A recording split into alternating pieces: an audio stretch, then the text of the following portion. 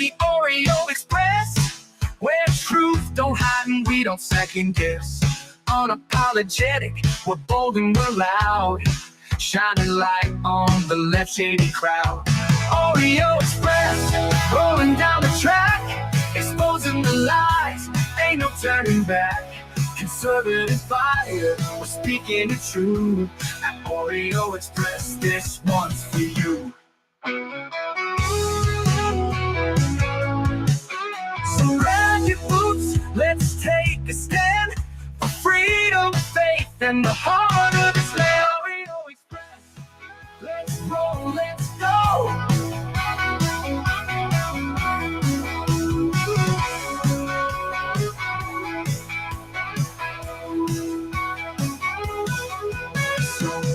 Your boots, let's take a stand for freedom, faith, and the heart of this land. Oreo Express.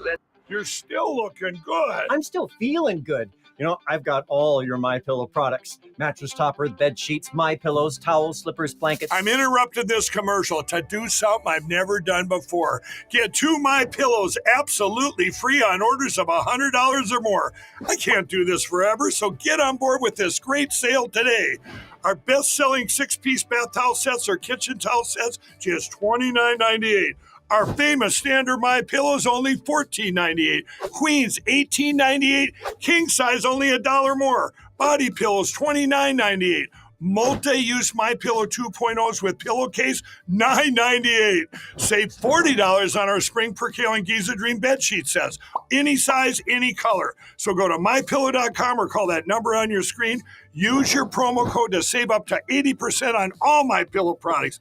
And when you spend $100 or more, get 2 standard MyPillows absolutely free. Absolutely free. What a deal, guys. Head over to MyPillow.com. Check it out. Use promo code Oreo. They got all kind of stuff. Giza Dream Sheets, the mattress toppers, dog beds, slippers, all kind of stuff. You need some new bath towels? They got them. Head over to MyPillow.com. You're supporting America-made company, America First product, and you're helping us here at the Oreo Express. Thank you guys for tuning in. I appreciate y'all. It is still, what is today? Monday. It is still Monday. Boy, it feels like a Monday, too. It definitely feels like a Monday. July 21st. How things fly. I'm telling you guys. Almost through with July right now. I can't imagine what the next couple months are going to bring, or even the next couple years. We got some stuff to talk to you about today, as usual.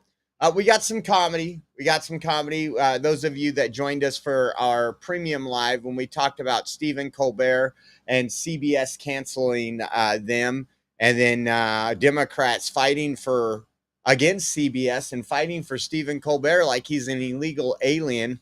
There was actually a protest out there today. We'll show you that. It was kind of comical. Also, California, along with some other attorney generals, are suing Trump. You won't believe why. They're suing them because of Trump's executive order stating that taxpayer funds cannot go to illegal aliens. We were told all this time they weren't getting Medicaid. Well, we found out they were getting Medicaid. They weren't getting any subsidies. Oh, turns out they were getting subsidies. And by subsidies, I mean your tax dollar. And so we're going to talk about that and a lot of other stuff that's going on. Hello, Tulip61. How are you doing? How are all you folks doing? Let me jump over here in the comments. We got Saint Fan said, I just smashed that thumbs up. Thank you. Appreciate you. Old Uncle Bill's in the house.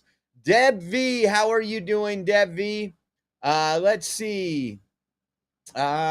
Susan K. Spencer. Pixie says round 2. Nola's in the house. And I said Tulip over there on Twitch. How are you doing, Tulip? Texas Bigfoot.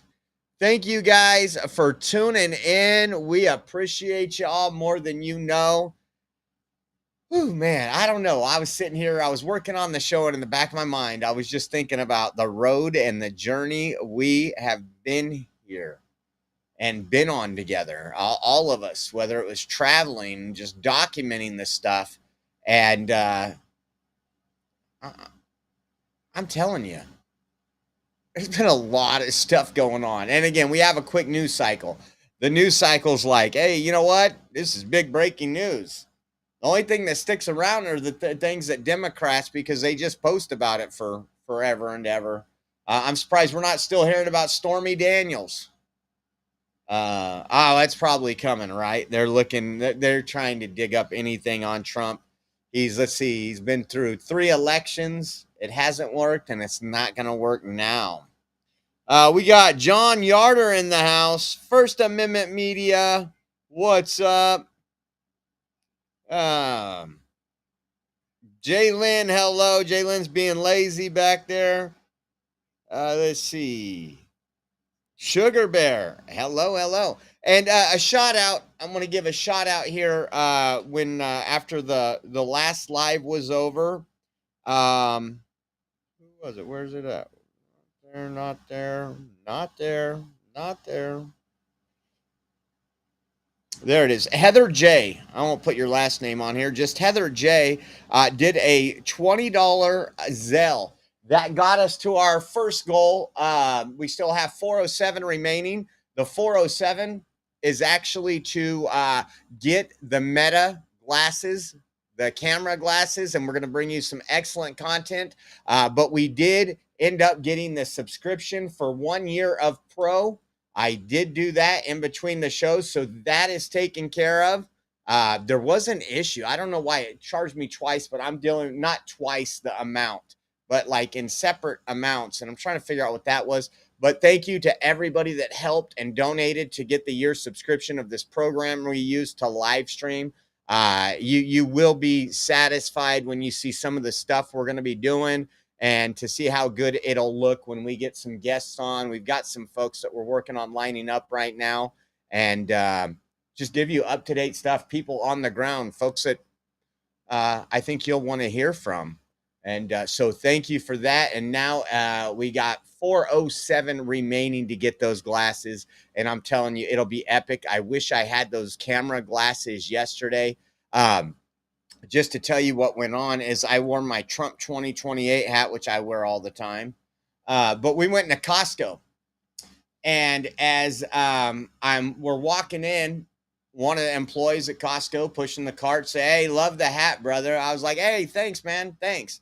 Get inside Costco. Another employee says, hey, nice hat, and fist bumps me. Then somebody else says, started talking to me about the hat and total Trump. And then we get in line and we're getting ready to pay. And this lady is in there. And I won't give too many descriptions of her because I don't want her to get in trouble. But she comes up. And this is the common theme I am seeing right now with people that are politically motivated. She's like, you know what? I've been coming to work for 7 months or something like that with an injury. And here in California and everybody else, just it seems like this country don't want people to work. They just give them everything for free. And I've been working in pain and doing everything else. She goes, I'm so happy with what Trump's doing. And I was like, yeah, I am as well. And she's like, I don't know. And she's already thinking ahead. She's like, I'm just nervous about 2028.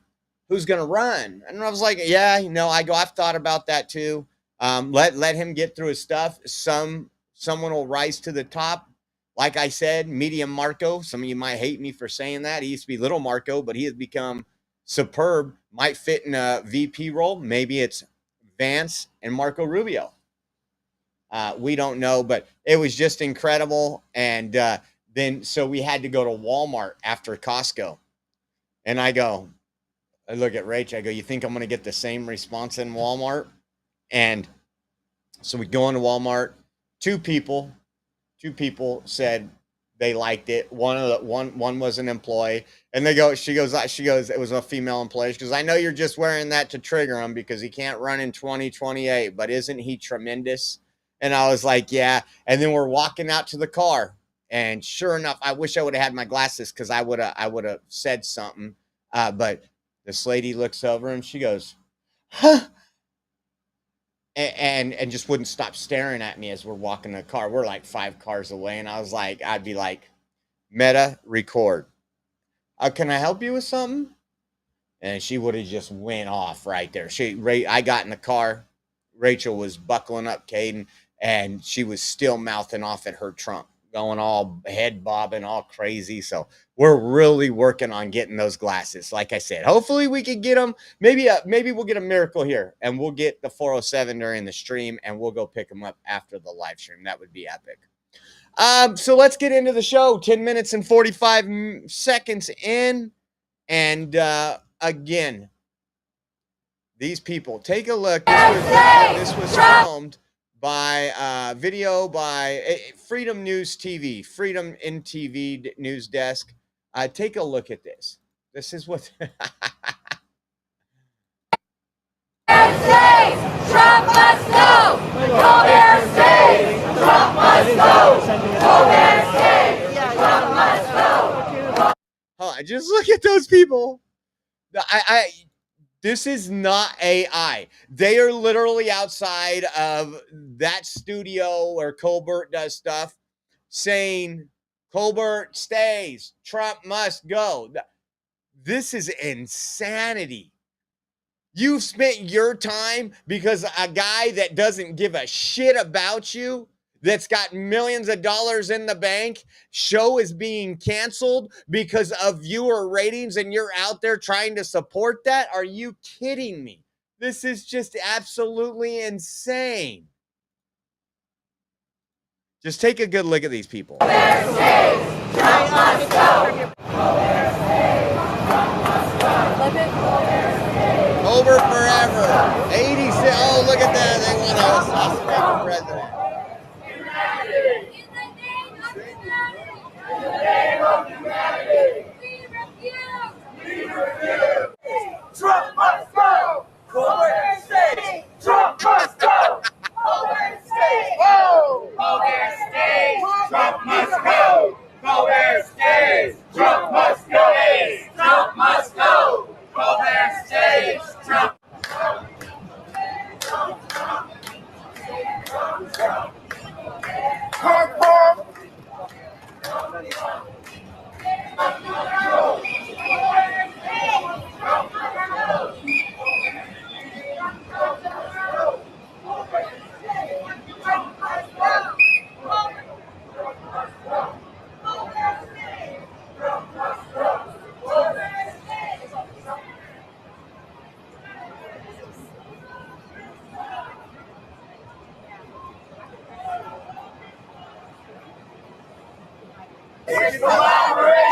With the Trump fascist regime. Suppression of dissenting voices. And culture. Trump has written. Oh, that one has a Ben and Jerry's hat on. I just noticed that. That's it's literally an ice cream container of the fascist Ben and Jerry's. On True Social. I absolutely love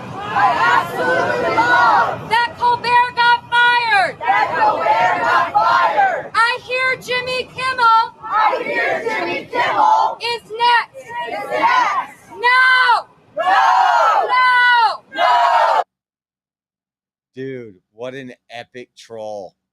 They literally are reading Trump's True Social post in the middle of New York. You know how much it would cost to get somebody to do that, get that much free airtime? I mean, this is a marketing genius. Yeah, TDS by far. But I mean, this is beyond TDS, guys. This is insane. But you know what? They give me my entertainment each day. I mean, that person literally has a Ben and Jerry's ice cream container. Something tells me, if I had to guess, they don't have jobs. They are really pissed off about the USAID funding. They are really pissed off because this isn't considered 20 hours a week volunteering, and they're gonna lose their Medicaid. Let me finish it off really quick. Colbert must stay! Colbert must stay! It is Trump who must go! It is Trump who must go! Now! Now! At the federal courthouse!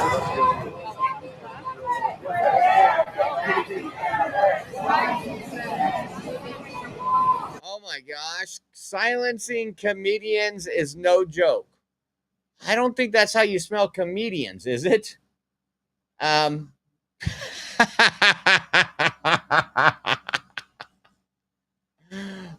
my gosh, that's enough of that one because I'm going to get the giggles. Last week I had the giggles in the show and it makes me really nervous because I can't stop laughing. And it's because of idiots like that. Oh, something else that happened over the weekend at the women's NBA All-Star game. I just want to give you my take on it. So you had all the players come out, and I want to show you the shirts they were wearing. Where is it at? It says, "Pay us what you owe us." Black and white writing, "Pay us what you owe us." Now, if you guys like the women's NBA, I'm not an NBA fan in general. I used to watch every once in a while. I'll watch, the finals in the NBA. But I used to only watch NBA to gamble. I was never a big NBA fan. But the truth is, the women's NBA actually owes their money to somebody else. The men, they've been subsidized. I think, how long has it been? 10 years. The women's NBA hasn't made a profit. They take from the men. That's how they are funded. Now, with that being said, a lot of these people, like the person you see right there, Caitlin Clark, makes over $11 million a year. Not off salary, but off endorsements because she's a good player. Probably the best player in women. Maybe it's more than 11 million. I'm thinking of this graph I looked at last night. But no offense. It's just like if I wanted to join bikini volleyball. Bikini volleyball makes some good money on whatever stations it's on because people want to see women in bikinis. If I jumped out there in a bikini, I couldn't demand the same amount of money. Maybe I could. Maybe I should start doing that.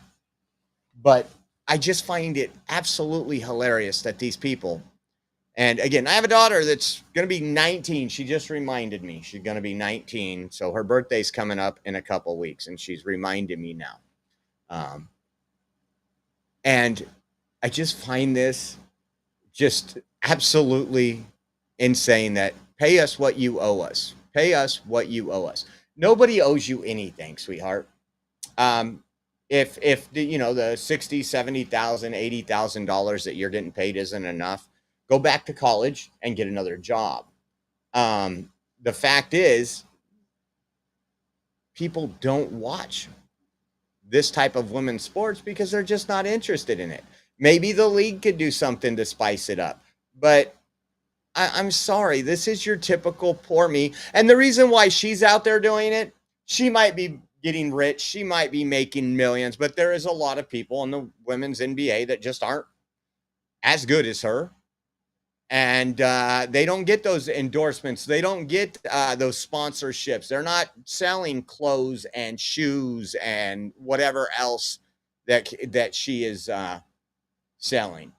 And but they all walked out with these shirts. Pay us what you owe us. Now, when you owe somebody something, that means they've done something for you.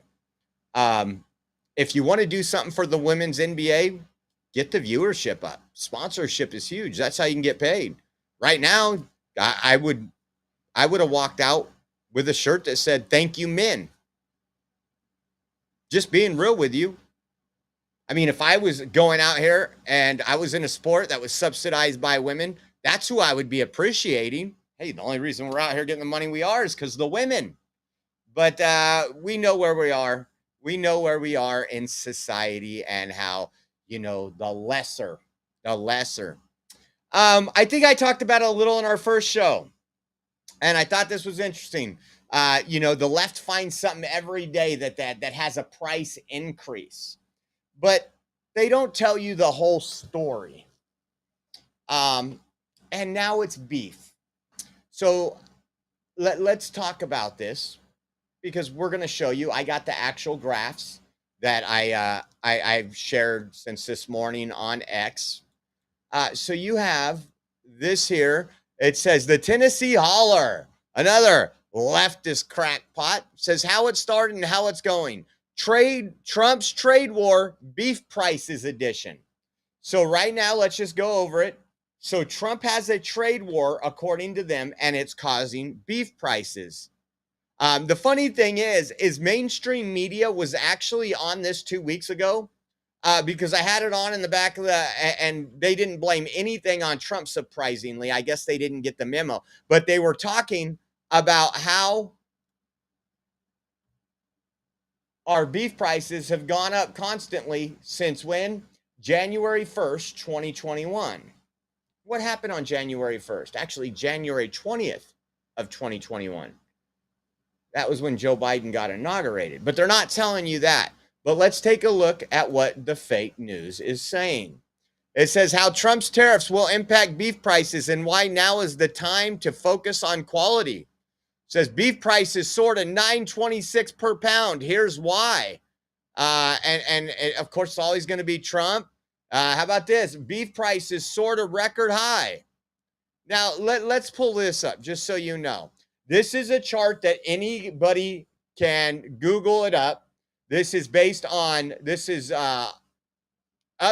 on July 15th. This is the average price of ground beef, cost per pound in a U.S. city average. Now, I want to show you right here where I made this mark. In January of 2021, it was $3.96. And actually, let me pull up the actual graph for you, because since that's a picture, so I can...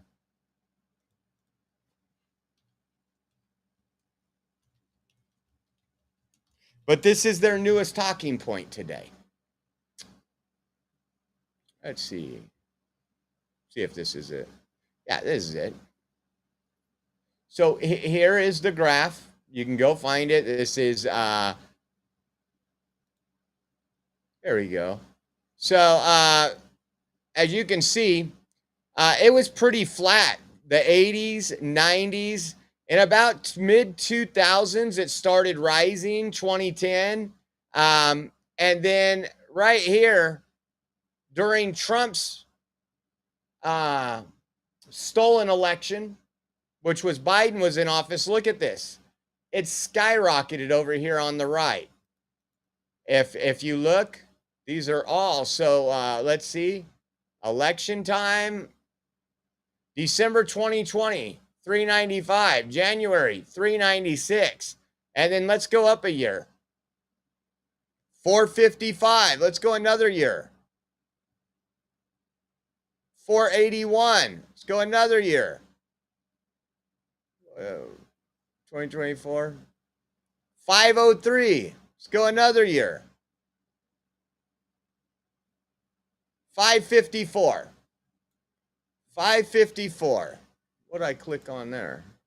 Oh, it went by month. So as you can see, something happened during the Biden administration. Beef has always been raising the cost since I told you. How do I get back to the last one?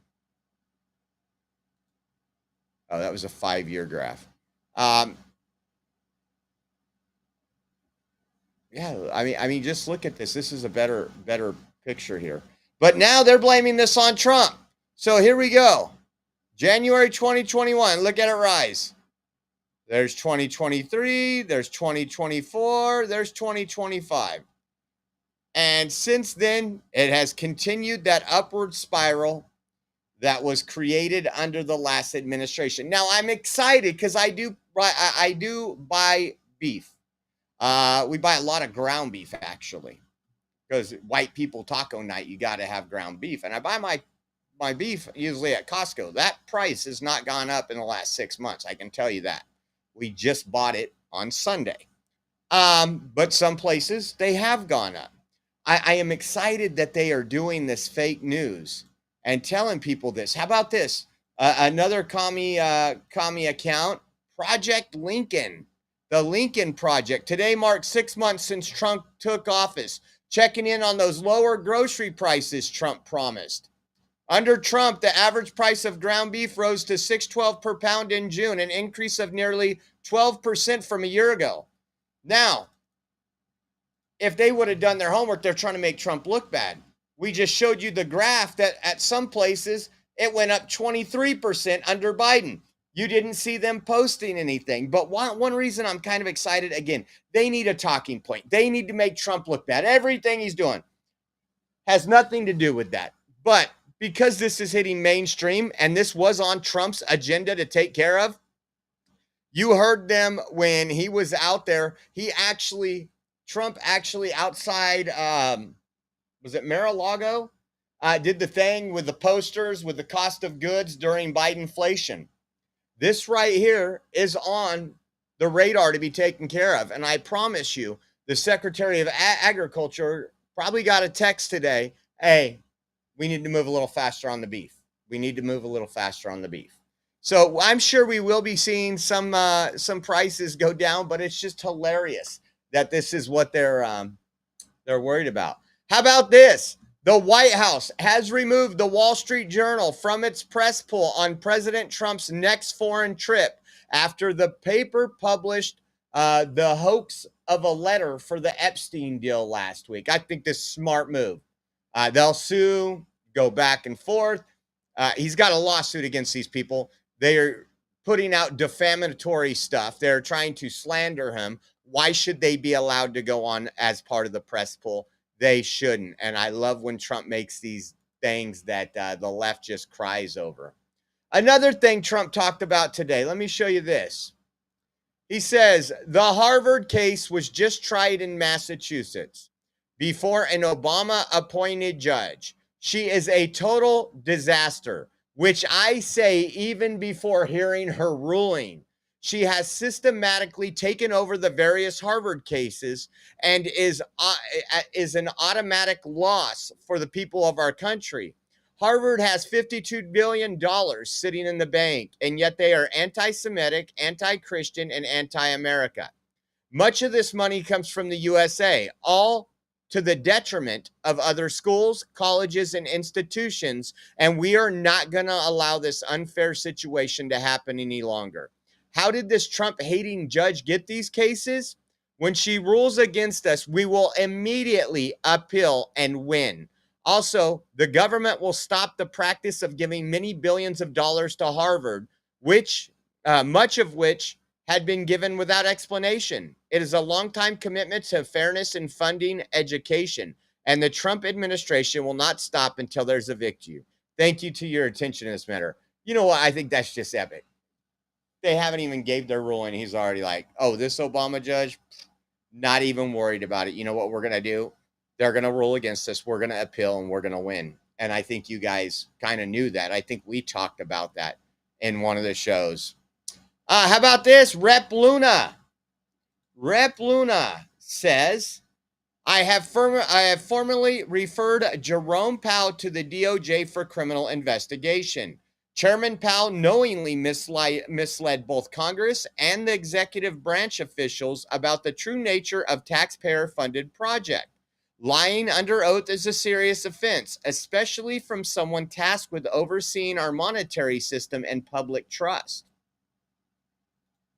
This guy is going to wish he would have just never tried to screw with that Trump administration. Congresswoman, you know, the complaint... Hold on, let me pull this up. Take a listen to this. Congresswoman, you know, the complaint refers to that June 25th meeting, a testimony, Jay Powell before the Senate Committee on Banking, Housing, and Urban Affairs. Walk us through exactly what happened there. Yeah, of course. And thank you so much for having me back on, Charles. You know, this does not make me happy to do. Perjury is a very serious charge. 18 U.S. Code 1001 says that anyone who lies to Congress or perjures himself, it comes with up to $250,000 fine and up to 7 years in prison. But ultimately, this has to do with the renovations that Powell greenlit without the authority or oversight of a design review board. What I can tell you is, you know, him saying that $700 million over budget is something minimal. Meanwhile, you could have a number of buildings built for that price. And it seems like, you know, right now we're seeing obviously inflation that he really has refused to address. And what I would say is that everything that he's done, in my opinion, instead of focusing on really doing his job and being held accountable, working with the Planning Commission, he's actually done the exact opposite, and he should be held accountable for his actions. You know, it's pretty clear the Fed must have known something was coming. This past weekend, they added a video to a frequently asked questions segment of their webpage that they just updated the week before that concerning this. And they said, listen, there was no VIP elevator. There's no extra stuff. Everything that they did was above board. So they were obviously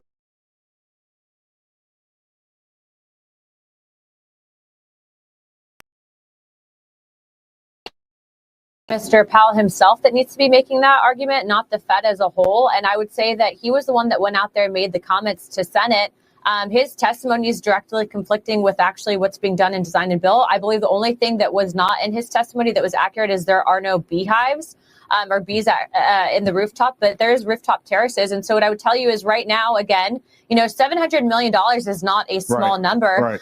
In addition to that, you know, there's other members of Congress who agree. So I don't think that I'm going to be the only one making the referral. You know, to your point, the Fed headquarters, this thing costs $3 billion, right? We've got a building right down here. It's a monster building. It's a JP Morgan, a new headquarters. It's 60 stories tall. It's a behemoth, and it costs the same amount of money. People, taxpayers are like, how could the Federal Reserve spend that much money on their headquarters?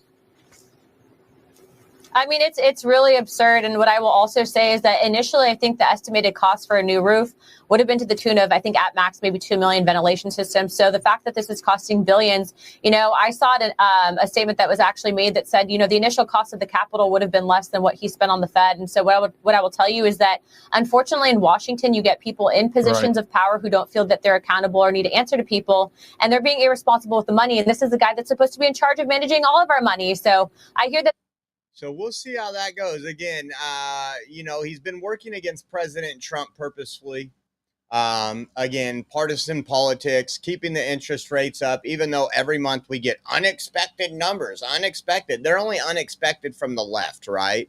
And I think that's absolutely insane.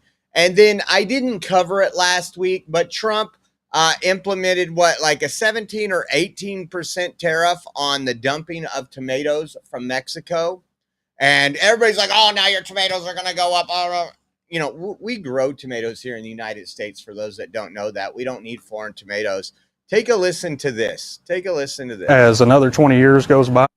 Smith Tomato Farm has been a fixture here on top of Chandler Mountain in St. Clair County for about 60 years. Chad Smith says he's seen a lot of changes over the years and not in a positive direction. Less than 20 years ago, there was over 10 farms here on this mountain.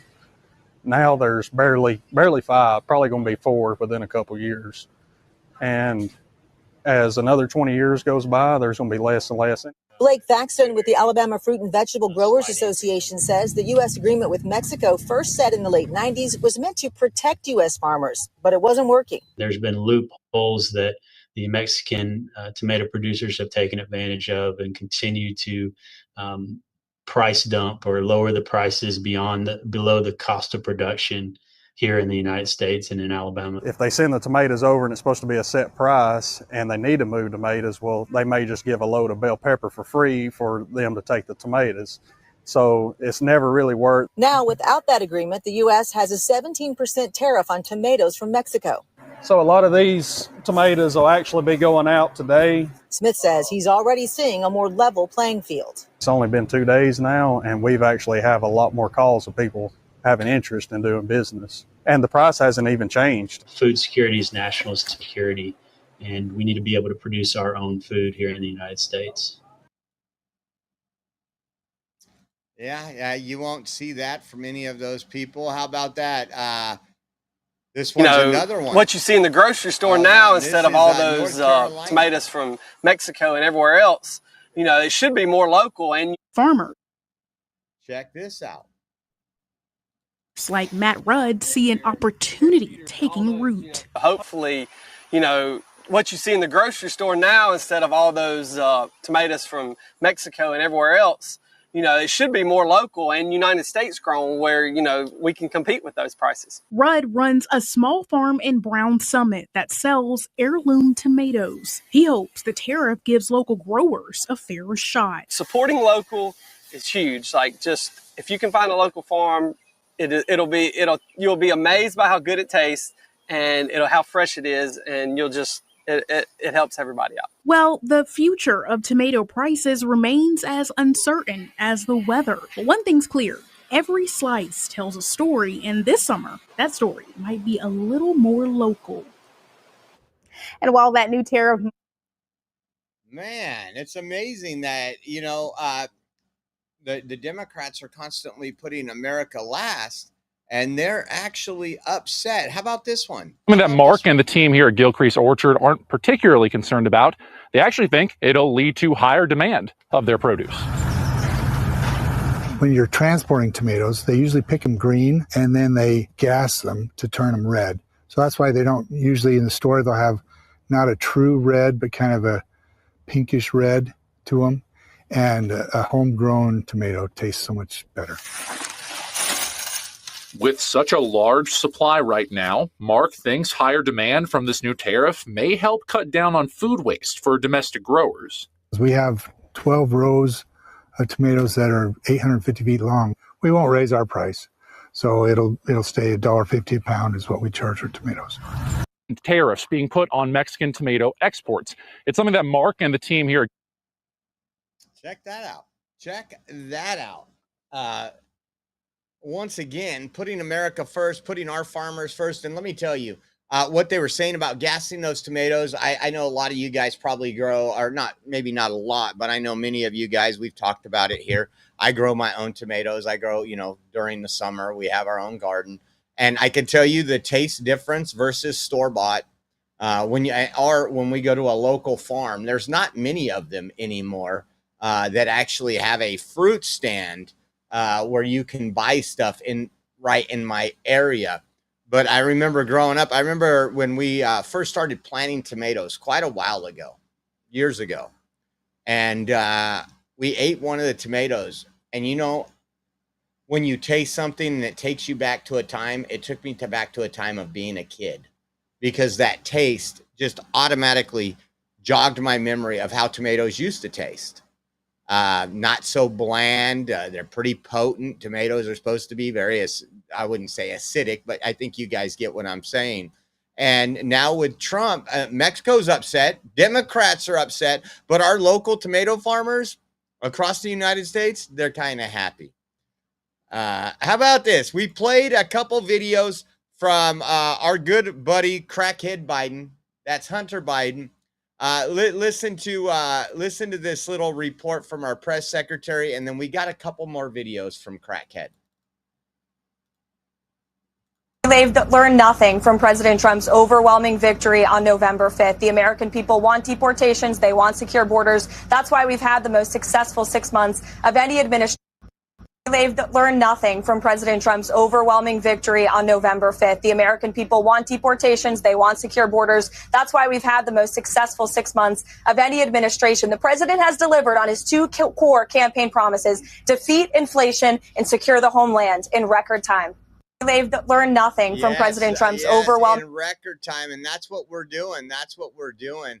That was in reference to, there's people praising Hunter Biden right now.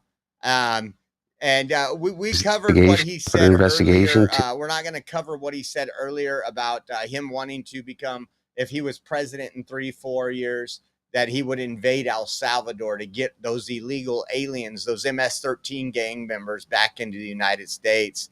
Listen to what he talks about here on the cocaine trail. How many remember that? Wasn't it 2 times cocaine was found in the White House? Couldn't have been Hunter's. Never. Take a listen. Maybe. Let me refresh that one.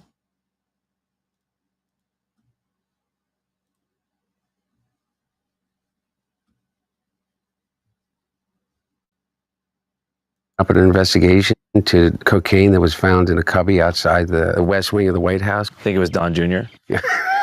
Oh, you're talking about old White House. Yeah, when my dad was there. Oh, so they just got to blame you automatically. Yeah, I mean, they're literally going to do an FBI, another congressional investigation, because they've convinced themselves that it had to be me, that there was a little tiny. And I guess my point of even bringing it up is that no. As he rubs I his have been nose. clean and sober since June of 2019, and I have not touched a drop of alcohol or a drug, and I'm incredibly, incredibly proud of that. And why would you bring cocaine to the White House? Why would I bring cocaine to the White House, stick it into a cubby outside the Situation Room in the West Wing when I wasn't there? Anyway, who the fuck knows? And politicians, I mean.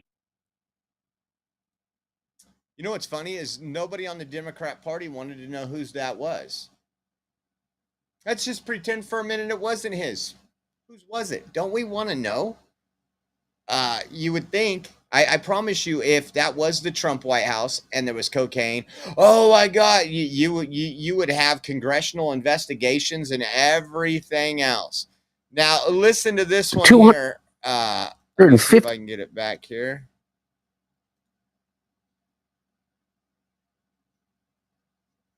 It's running. Okay.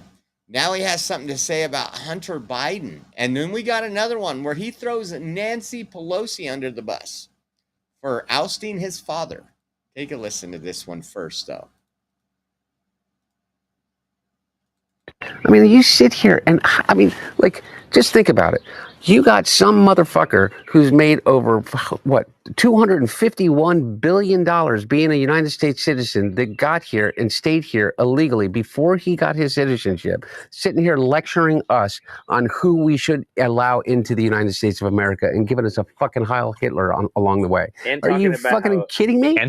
This dude is unhinged, man. I have a feeling. I have a feeling we're going to see some more of him shortly.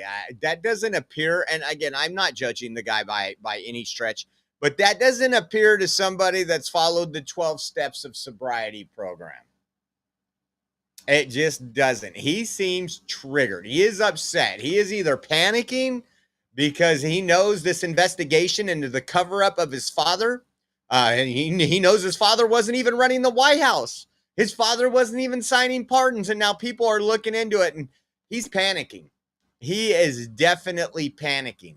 And I think we're going to see some more of him. I think we're probably, I would say in 6 to 8 months, there'll probably be some video where he denies being drunk and all coked out of his mind. Listen to this one. He was just on a whirlwind. We're probably going to see more since he's done all these little podcasts. Take a listen. And you would have the Speaker Emeritus that would say, well, you know, I'm going to leave it up to, but I don't know. And they had already made a decision. They had clearly made a decision. And when I say they, I mean the Speaker. And, you know, I heard Alexander Pelosi say something, call my like, put your big girl pants on to my mom or something. And I kind of feel like saying, who? Put your big girl pants on. He said that. Pelosi said that to Jill Biden. And listen to how triggered he gets over this. See, he's got a lot of unhealed wounds. He needs to take care of those wounds. The bitterness is going to get to him, and I promise you. But listen to this. Alexander Pelosi say something, call my like, put your big girl pants on to my mom or something. And I kind of feel like saying, who the fuck do you think you are? I would never speak. Yeah. I would never speak about your father that way. I would never insult your parents that way. Even to this day, I would never. And you would have. So, again, that's pretty much saying the quiet part out loud. When we called it a coup, when we said it wasn't Joe Biden's decision, he just admitted that.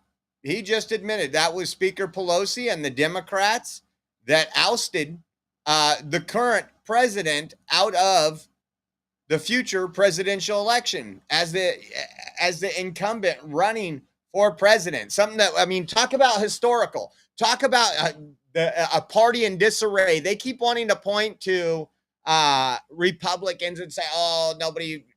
Look at how screwed up the Democrat Party really is. And it's getting worse because we're defunding the NGOs. We're defunding all these places, USAID, where they had this money funneling back. Your tax dollars were funneling the machine that was destroying your homeland.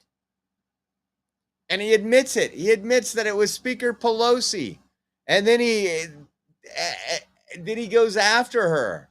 That's just insane. Another person that appears to be panicking right now. Last Friday, Friday or Thursday, we covered the fact that Maureen Comey, the former FBI director Jim Comey's daughter, was fired from the DOJ. We've been asking for this since January 20th. We wanted this while we were in DC.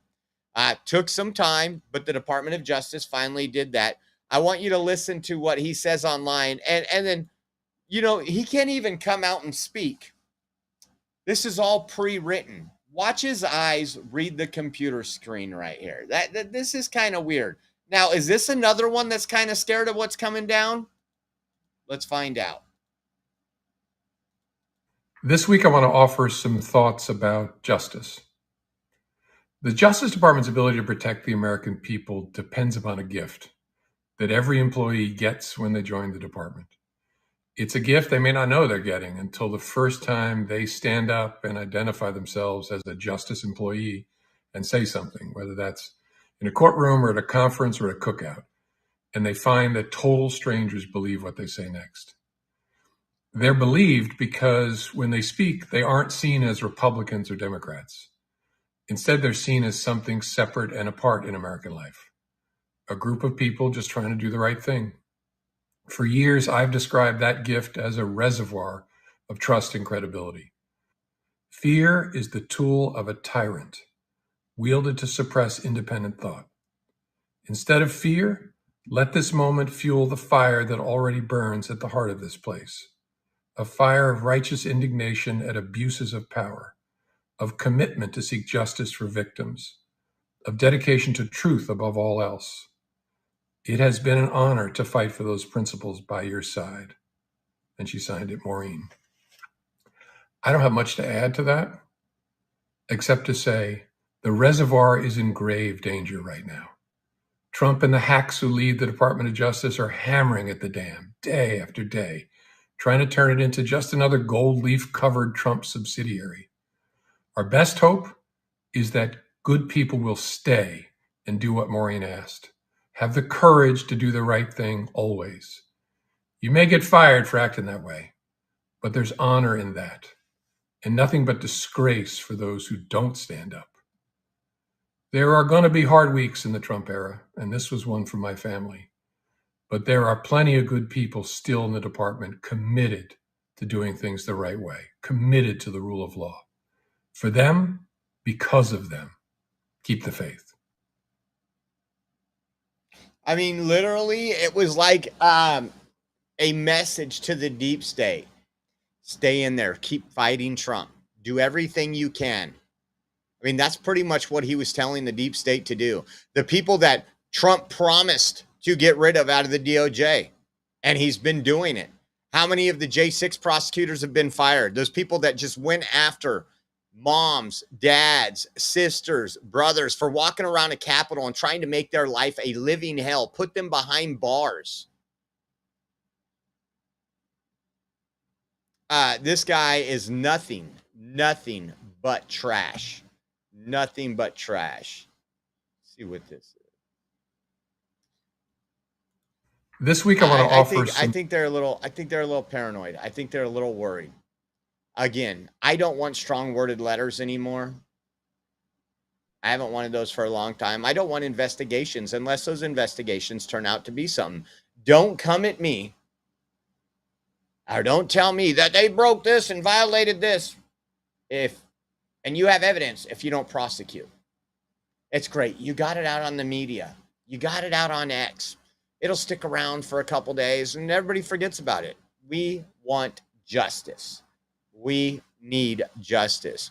So earlier today, I kind of a crazy story. I covered the person that walked in. This is what we were told originally. Walked into an MRI room. He wasn't the patient. He was there with someone else. Entered an MRI room while the MRI was going on. Was sucked into the MRI and died. And now I see this, and we're going to have to, I didn't have a whole lot of time to do the research. We're going to have to do another cover. We're going to have to cover it again tomorrow. But New York Post says man who died in freak MRI accident was jammed in machine for almost an hour. Never told to remove a 20-pound chain. Now, this seems crazy. I'm going to open up the article here. And why I think it's crazy is because they said they were giving someone else an MRI and he walked into the room. And who has a 20-pound chain on their neck? That's crazy. It says the Long Island man killed in a freak MRI accident while wearing a massive 20-pound chain was led into the machine room by a forgetful technician. Now maybe this is where we're getting more of the story, and wound up attached to the machine for an hour before he could be released, his family claimed. Keith McAllister was fatally injured in the bizarre incident which unfolded Wednesday afternoon inside a NASA open MRI in Westbury, while his wife, Adrienne Jones McAllister, was at the center to have an image of her knee taken. So it says, while my mother was laying on the table, the technician left the room to get her husband to help her off the table. He forgot to inform him to take the chain he was wearing from around his neck off when the magnet sucked him in. It's not funny, guys. It's not funny, but holy cow. So this is just crazy. I know when I've had MRIs, literally, I've had 6 or 7 MRIs in my lifetime. They have a dressing area outside the MRI room, and they never let any of my visitors go in there. Like Rachel had to wait out in the waiting room. I went into this little staging area. They had a locker in there. That locker, you take off all your clothes, put your gown on, whatever. All metal objects got to come off, and then you go into the room. It's just weird. We're gonna follow up on this, and again, that is insane. What's that? But who wears a 20-pound chain? Man, I'm thinking 20 pounds. I got a dumbbell that's 20 pounds. I would not want to wear that dumbbell around my neck. Crazy. Don't forget, guys, we do have $407 remaining on our fundraiser to get those glasses. The sooner we get the donations, the sooner we can go get there, and you will love the content we'll be providing you for a long time with those glasses. We are working on getting the Meta Ray-Ban glasses that can record without holding a phone in someone's face and do some other stuff. And it's a really big ask of you all, and we appreciate it. But if you guys want to help out and help us get there, you can donate to Venmo at Oreo Josh, Cash App, $Oreo Army. We also have a givesendgo.com/Oreo 2024. And as always, we have a Zelle link provided on our website. If you've got mobile or online banking and just want to do a Zelle transfer, you can go over to our website at theoreoexpress.com. On the website, there will be a Donate Now button. Click that Donate Now button, and you will see our Zelle links provided. I mean, literally, if 40 people gave $10, we would have it. And so no amount too small, no amount too large. We want to get it hopefully sooner rather than later. We have some stuff coming up we want to be able to use them for. And so I want to say thank you to all those that do help us out, and we appreciate you. We can't do it without you. And it's getting to the point where if we don't get it soon, we're going to have to raffle off old Uncle Bill. I'm sorry. If you want a nice dinner date with some old Uncle Bill, he's going to be on the chopping block pretty soon. So thank you for all you guys that help out. We're going to get into some California stuff. We talked about it at the beginning of the show. Listen to what Gavin Newsom says. He's still tweeting about the stupidest stuff. He's still rage tweeting.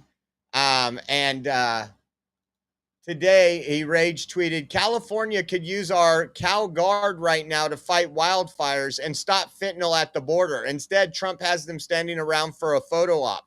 Return our soldiers now. You think Gavin Newsom has ever gave a rat's ass about fentanyl coming across the border? And again, all these people that he's talking about could help fight wildfires. They should have been out there 6 months ago getting all the debris, taking down trees, building fire lines. We know they can do it. That's what they did after the fact in the Palisades when that fire was spreading, is they created fire lines in a couple days, which stopped the fire from spreading even more. So if you do that before a fire, it's much more manageable. Real Sweet says, I want to win old Uncle Bill. Man, there you go. There you go. And then I was looking at this. Check this out. Speaking of Gavin Newsom, California sues Trump administration over public benefit restrictions. Now I'm going to ask you, what American citizens does Gavin Newsom and the Democrats of California have in mind? What do you think it is? Oh, it's not American citizens? It actually says this in the article, not a right-wing article, KTLA. Take a look at this. It says California Attorney General Rob Bonta, along with a coalition of 20 other attorney generals, filed a lawsuit Monday against the Trump administration over new federal directives that restrict access to certain public benefit programs based on immigration status. So Trump said, if you are not a citizen, if you are here illegally, you're not going to get taxpayer-funded benefits. He put that directive in place. Now, California is suing him. California and 20 others. But Rob Bonta in California, Gavin Newsom is leading that. I mean, just think about it. The mayor of LA, Karen Bass, is literally doing layoffs, cutting fire, police, services, and still came out a week ago and said, if you are an illegal alien and you are afraid to leave home, we want you to stay home. We're going to send you money. Is that not amazing? Is that not amazing? It says the lawsuit challenges the recent policy changes by the U.S. Department of Health and Human Services, Labor, Education, and Justice that implement eligibility guidelines for programs such as Head Start, mental health services, housing assistance, and domestic violence shelters. So listen, housing assistance. Once again, California, while we have a housing crisis in California because of the, 8 million illegals, they were giving your tax dollars to help illegals pay for those houses. Head Start. Again, we have impacted schools. We can't even educate our own children on what you would call a decent level in California. But Rob Bonta and Democrats, they want to make sure those illegals get that education. It's insane. How about this? Gavin Newsom. Let's talk about Gavin Newsom. Well, who is moving in? Oh, illegals? Who's moving out? Oh, tax-paying citizens. Take a listen to this one. Going or coming? If it's a truck on a Bay Area U-Haul lot, it's more likely going. And I'm using the U-Haul just to get some stuff over to the new condo. A new condo? A new state? U-Haul's latest stats say by a slim 51 to 49%, more people are leaving California than moving here. It's just to find a better opportunities for them and their families. For the 5th year in a row. It does not surprise me. We definitely see outflow of people. Silicon Valley realtor Lindsay Gridley says it's less likely remote workers moving. Now it's our extremely high housing prices sending people to other places. So if they don't need to be here anymore for jobs, then they choose to leave based on cost of housing, taxes, all the other factors that go into our very high cost of living here. Is it going or coming? If it's a truck on a Bay Area U-Haul lot, it's more likely going. And I'm using the U-Haul just to get some stuff over to the new condo. A new condo? I remember Gavin Newsom came out 2 weeks ago and said people are, and one of the podcasts he did, people are flooding into California. Actually, no, they're not. They are not. New study, check this out. Remember when we were talking about the California fast food wage increase and Gavin Newsom said it created jobs and it's sustained itself? Well, another report is out by a nonpartisan group. And guess what they say? That California lost an average of 18,000 jobs when they implemented the minimum wage. Now, if you go into some areas, and I think we've put you in, we've put some video up on X before. There's a lot of McDonald's that you go into that no longer have an employee up front. You have to go to a kiosk. And there's a hole probably about 3 foot wide by about 4 foot tall. And it has shelves. And that's where your order will be. Some places, that whole front counter is walled off. You don't even see the employees. And again, when you force a fast food company to pay someone $20 an hour to scoop a bag of fries, and I'm not bashing fast food workers, I'm just trying to say the problem is not the price you were getting paid before. It's the Democrat policies that have raised everything. And unfortunately for you, the employees, your costs got more when you got more money. You're not seeing that, wow, I'm going to get this, I'm going to get $20 an hour. I'll be able to survive. No, you won't. Not with a majority Democrat assembly and state here in California, because all your prices are the highest. When you go, think about it. If you lived in Kentucky right now, you'd be paying almost $2 less a gallon for gas. Think about that when you're traveling back and forth, what that does to you for your paychecks, for your wallet. Here's this it. Let me pull this up. We analyzed the effect of California's $20 fast food minimum wage, which was enacted in September 23 and went into effect April 2024 on employment and fast food sector in unadjusted data from the quarterly census of employment and wages. We found that employment in California's fast food sector declined by 2.7% relative to employment in the fast food sector elsewhere in the United States from September through September of 2024. Adjusting for pre-AB 1228 trends increasing, this difference declined to 3.2%. Our medium estimate translates into a loss of 18,000 jobs in California's fast food sector. And there's all the graphs that go over all that. They literally compared the whole entire industry. And once again, this is what happens.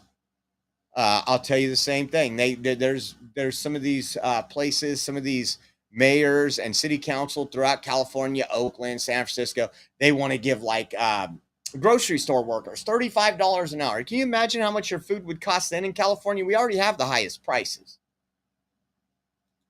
Just insane. And we covered this a long time ago, but now the owner is speaking out. And let me put this up on the screen. Business is not easy here. In-N-Out owner says she's leaving California. So Gavin Newsom also spoke on this and said, well, they're not leaving because of California. They're just consolidating their offices. So we have two major offices, and they are consolidating those in California. but they're also building a East Coast headquarters in Tennessee. And the owner is taking her and her family with her because she says it's not easy to live nor raise kids in California. Gavin Newsom won't tell you that. I can promise you that. How about this one? This one's about a 5-minute video. Speaking of what happens, we talk about nonprofits and NGOs. This goes along with everything we've covered over the last 4 years. I want you to listen to this. I told you this was happening. Whenever you get nonprofits that are involved in, oh, we're going to rebuild the Palisades, we're going to do this, they're the ones that make the money. They're the ones that determine who gets any extra money, and it makes them fat and rich. It doesn't go to the people that need it. Take a listen to this.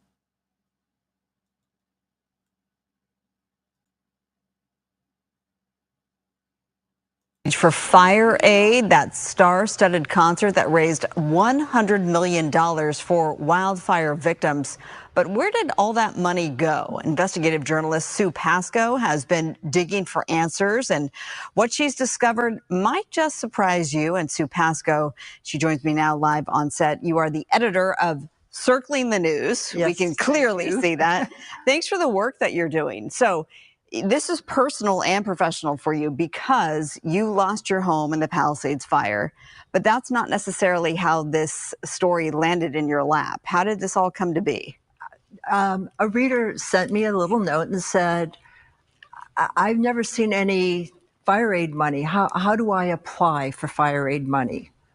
And I thought, well, I've never thought about that. There's 12,000 people, basically 12,000 homes gone. Those people probably want to know where the money is.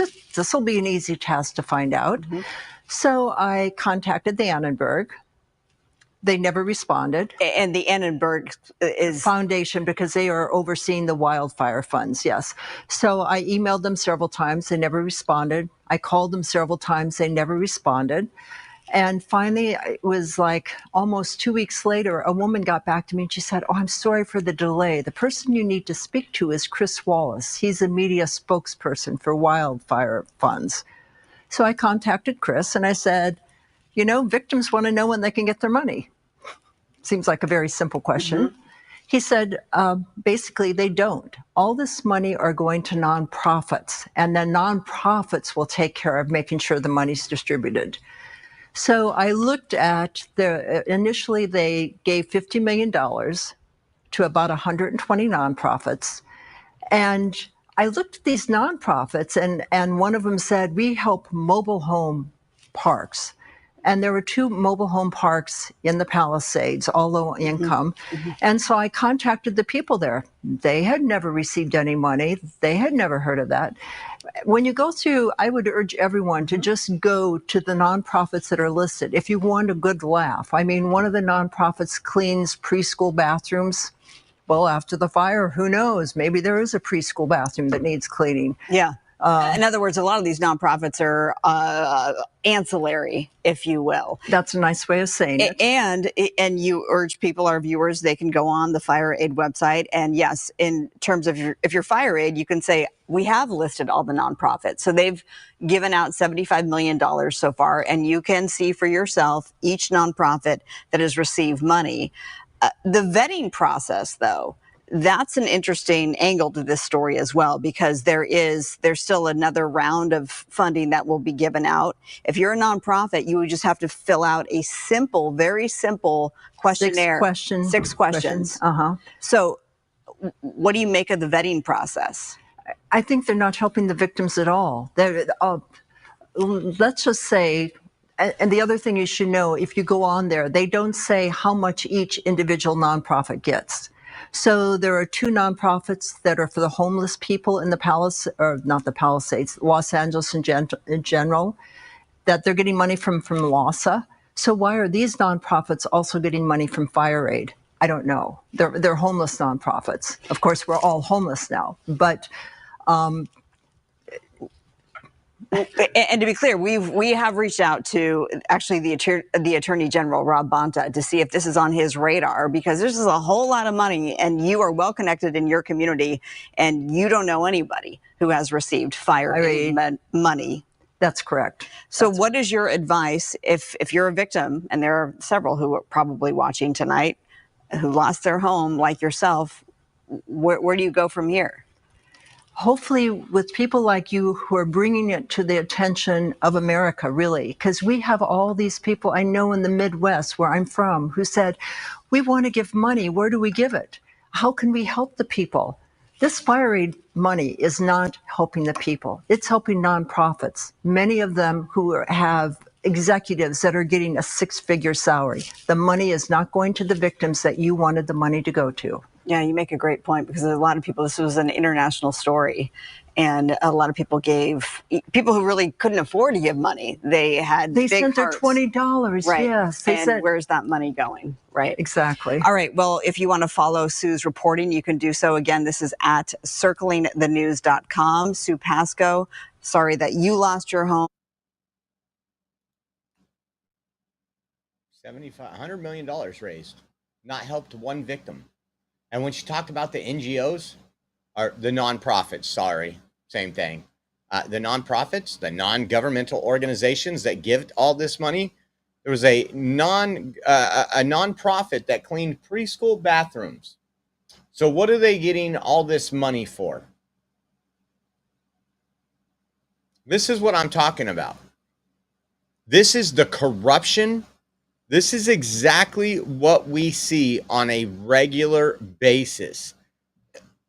These nonprofits are out there just to take your money, take people's money. People donate, think they're helping, and then it gets distributed out to these nonprofits. It's sick and beyond sickening.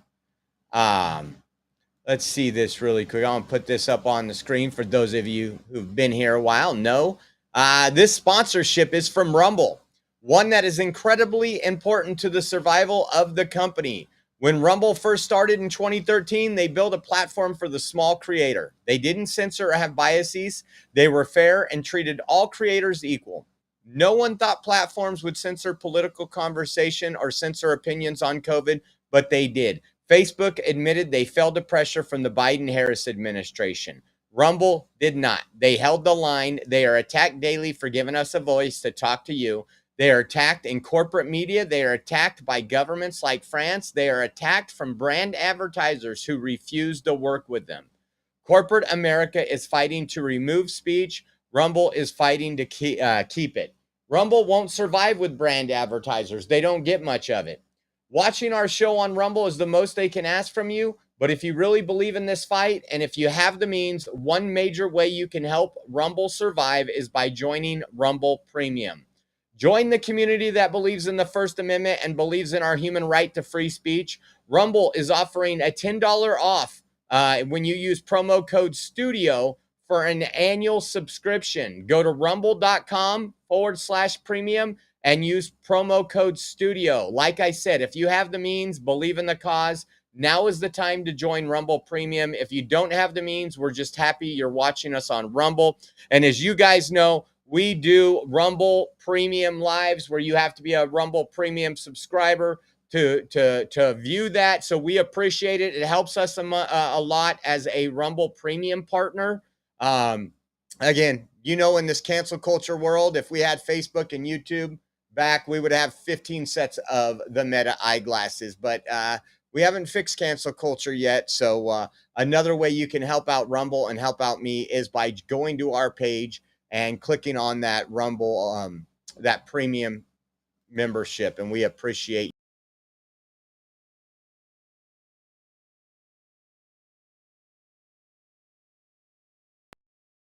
There we go. I don't know why.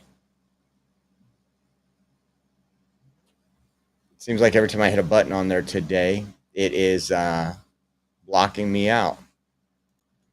I don't know. But we're good to go now. We're back on it. Just to give you guys a quick update, we covered, when was that explosion? Today's Tuesday, maybe it was yesterday, or maybe it was Friday. We covered the explosion, or Saturday maybe, in LA that killed 3 sheriff's officers.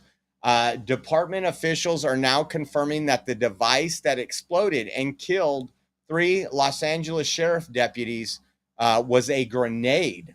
So a grenade went off, and that was that is what killed those. And again, prayers to their family, prayers to thank you to the law enforcement that go up and go out every day and uphold the Constitution and are actually out there to uphold our rights, not to take them away. And when they go to work, guys, they don't know if they're coming home. And that was probably like a routine day at the office. Speaking of California, they want to do some redistricting in California now. That's how they're getting back at Trump. A couple of blue states are doing some redistricting. Listen to Kevin Kiley here on this one, because again, I hate to use the term the gloves are off, because, you know, Democrats, a lot of the guys, they wear dresses and skirts and stuff, so they're not into gloves. But take a listen to this. I think it's pretty farcical for Hakeem Jeffries to say that he just wants things to be fair. What he wants is to be speaker, and he's willing to take any measures that he sees as facilitating that goal. What we have playing out in California is we already have an independent, nonpartisan redistricting commission that was established by voters through a democratic process. And now the governor of the state, Gavin Newsom, is talking about trying to override the will of voters and abolish that commission and replace its maps with those drawn by himself and the supermajority legislature. And what they're talking about, by the way, is trying to wipe out 6 of the 9 seats that Republicans currently have in Congress. So what would that mean? It would mean that California's congressional representation would be 3 Republicans and 49 Democrats. So we'd have fewer than 6% of the congressional seats, even though Republicans get over 40% of the vote in statewide elections. I'm not sure that sounds very fair to me, to use Leader Jeffries' term. Well, let's talk more about Hakeem Jeffries there, Congressman. He says what they're going to do is fair. What the GOP is going to do, especially in Texas, is only at the bidding of President Trump. Well, look, to be honest, I don't love what's going on in Texas either, but it is very different than what's happening in California, because California has an independent commission that has been set up by voters. And so for the governor to say that he's going to ignore that or try to override it or circumvent it, that is directly defying the will of California voters, who have said by an overwhelming majority that they want this process to be nonpartisan, that voters ought to pick politicians. It shouldn't be the other way around, with politicians picking their voters. But what's more, even if you look at the most aggressive plan that's being put forward in California, in Texas, that would still leave the Democrats with about a quarter of the seats over there. Whereas what they're proposing in California is to reduce the representation of Republicans to 6% in a state that is already a one-party state, with the Democrats having a super duper majority in the legislature, holding the governor's office and every other statewide office. So it would be eliminating any semblance whatsoever of checks and balances in our state. So, Congressman Kiley, what do you think will happen in your state of California? Do you think Governor Newsom will pull off, as you said, redistricting based on his map?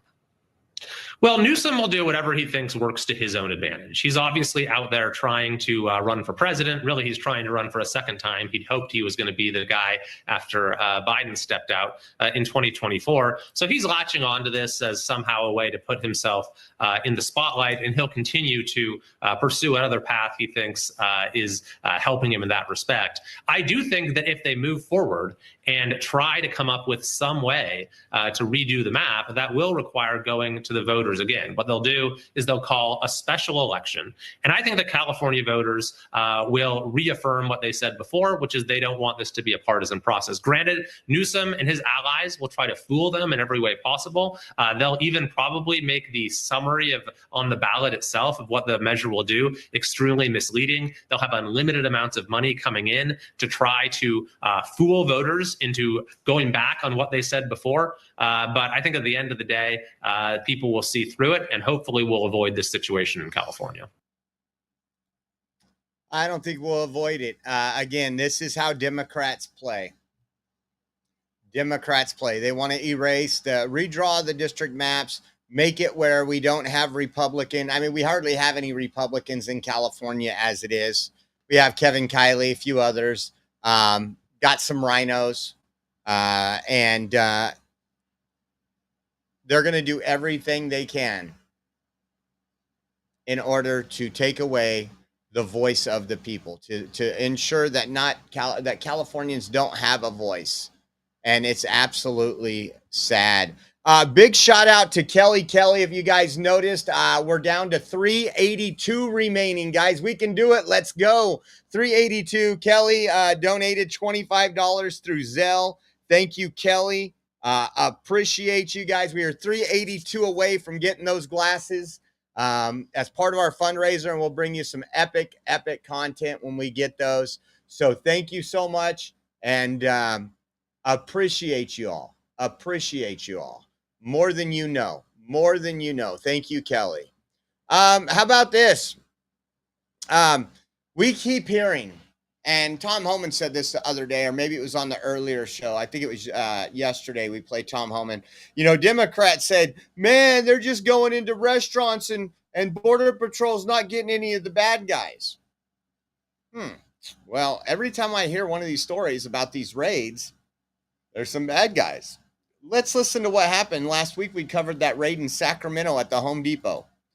Take a listen. Take a look at what Bill Malugan put up.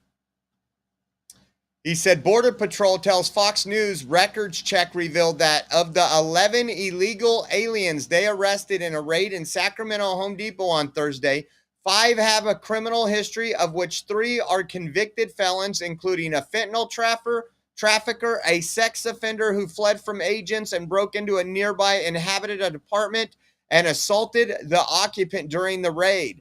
The arrest includes Mexican national Javier Alcantar, an aggravated felon who Border Patrol says has been booked into California jails 67 times since 1986. His rap sheet includes fentanyl trafficking. Also arrested was Mexican national Carlos Mata, another convicted felon. Border Patrol says he fled and broke into a nearby apartment, then assaulted the person inside in an effort to avoid arrest, leading to a local 911 call for a reported break-in. His rap sheet includes convictions for what? Sex with a minor, battery on spouse, carrying a concealed dagger, possession of a controlled substance, possession of narcotics, receiving stolen property, and first-degree burglary.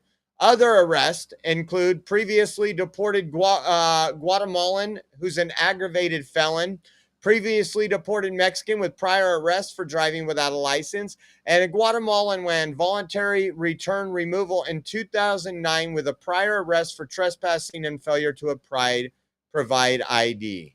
These are the guys that Democrats are fighting so hard for.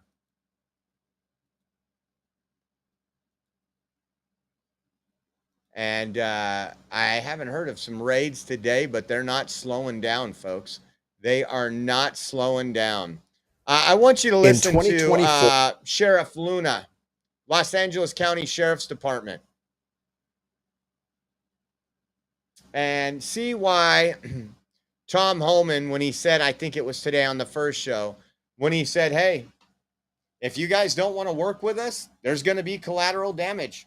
We're going to be on the streets. We're going to be arresting people. We're going to be detaining people that are not citizens, and they're going to get deported because, again, when we try to go after the criminals, your sanctuary state laws prevent you from working with ICE. And listen to, this is when he references this, even listen to the sheriff. When he references this, he talks about 2024, prior to the Trump administration taking over. Take a listen. In 2024, just to give you an example, we received 995 civil detainer requests from ICE and did not comply with any of them because that would violate both state law and county policy. We will only transfer an individual into ICE custody if we are presented with a federal judicial warrant that's signed by a judge. Listen. And did not comply detainer request 95 civil detainer requests. To give you an example, we received 9 95 civil detainer requests from ICE and did not comply with any of them. I mean, literally, when you have Democrats in control, you have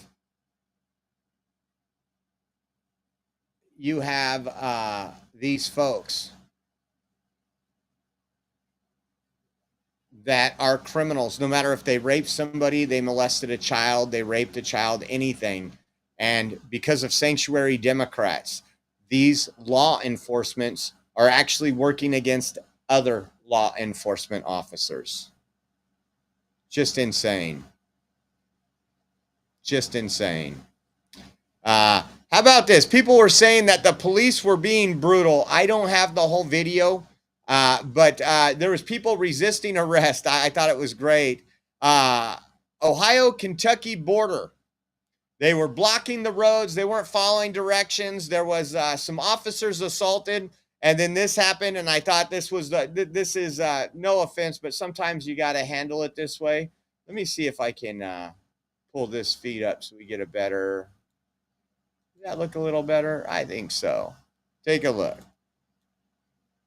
Look at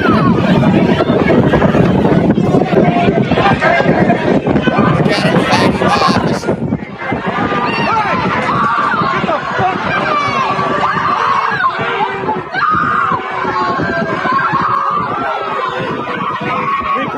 Record!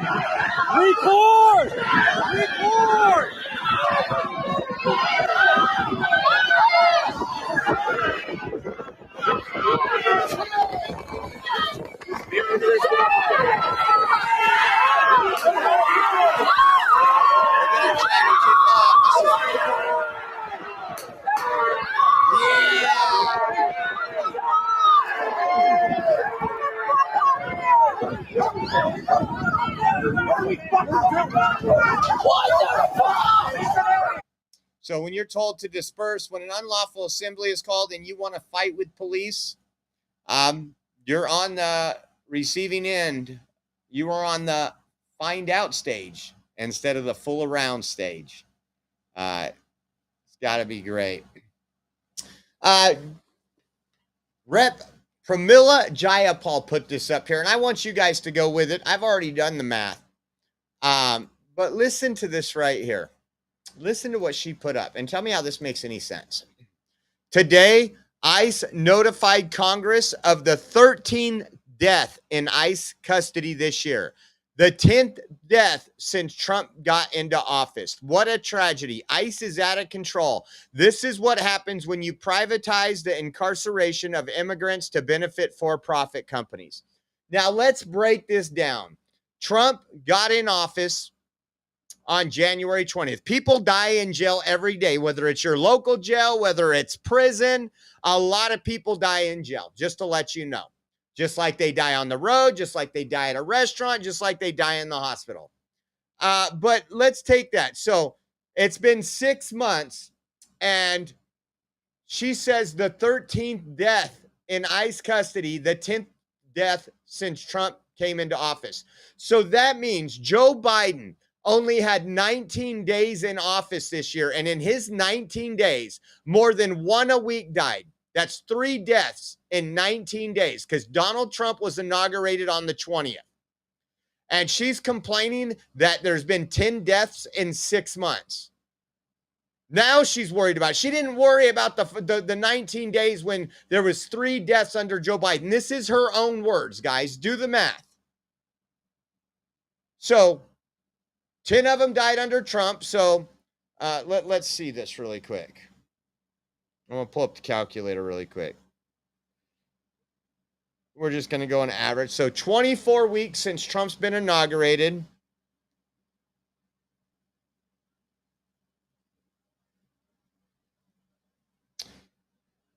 So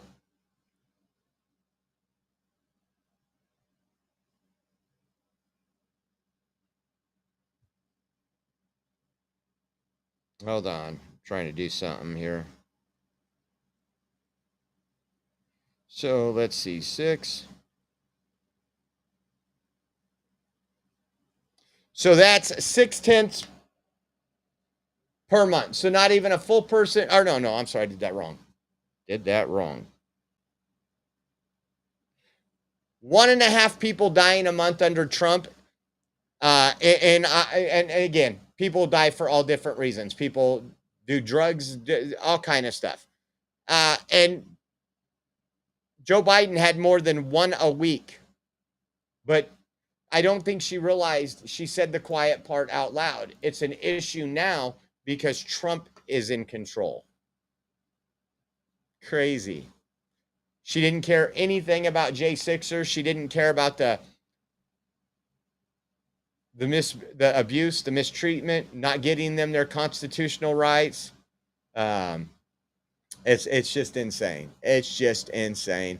And just really quick, we got today's market action. The S&P and the Nasdaq. Here's a recap of. It's just a recap for those of you who have some stocks. Today's market action. The S&P and the Nasdaq both hitting record highs once again as communication services and discretionary stocks led the gains. Not bad. Let me check something out really quick. Once again, guys, we are fundraising. Appreciate everybody who has donated. Hopefully we can get it done pretty soon because we got some stuff going on. We have $382 remaining to raise to buy the Meta glasses so we can record with the Meta glasses when we're out and about. And want to say thank you to anybody. You guys will see some epic video.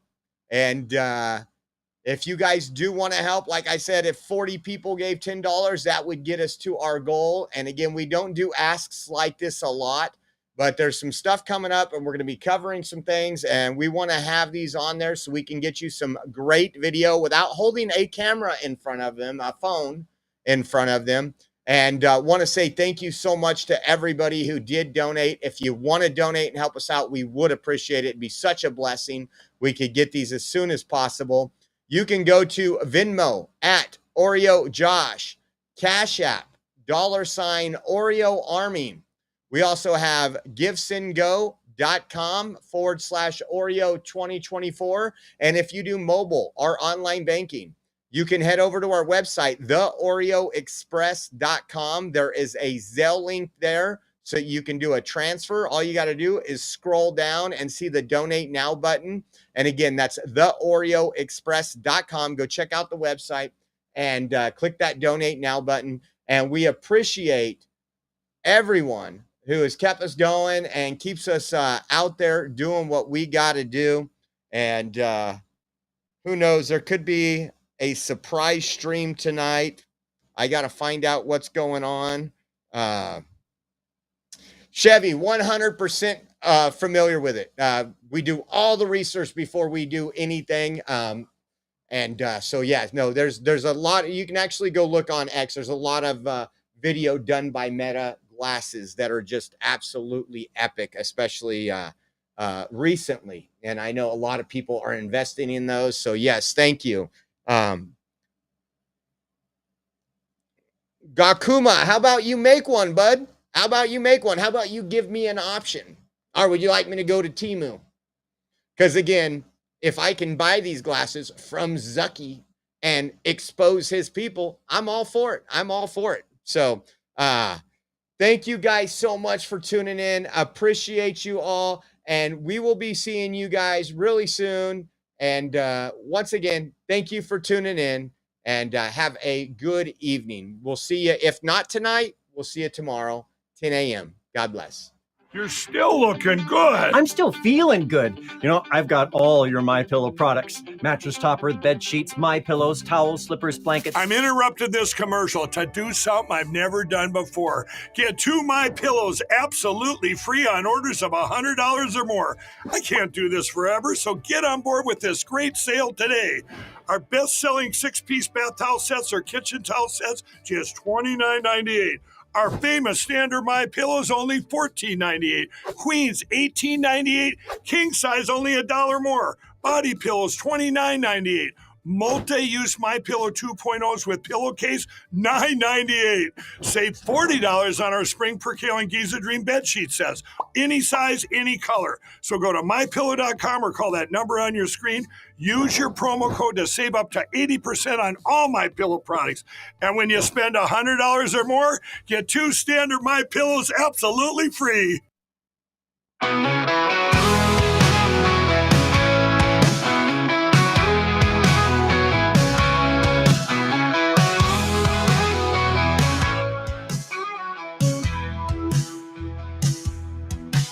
Well, hop aboard the Oreo Express, where truth don't hide and we don't second guess. Unapologetic, we're bold and we're loud, shining light on the left shady crowd. Oreo Express, rolling down the track, exposing the lies, ain't no turning back. Conservative fire, we're speaking the truth. At Oreo Express, this one's for you. So grab your boots, let's take a stand for freedom, faith, and the heart of this land. Oreo Express, let's roll, let's go.